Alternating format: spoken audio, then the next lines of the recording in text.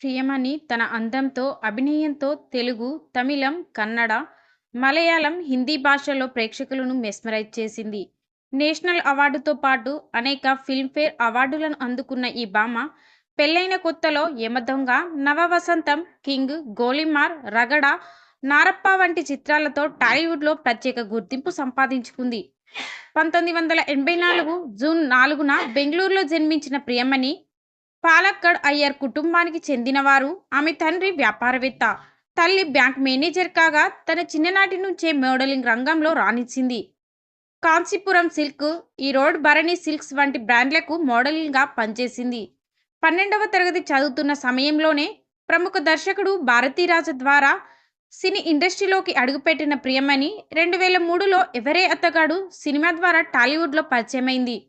అప్పటి నుంచి వెండితెరపై తన హవా కొనసాగిస్తూ ప్రస్తుతం లేడీ ఓరియెంటెడ్ సినిమాలతో ప్రేక్షకులను ఆకట్టుకుంటుంది.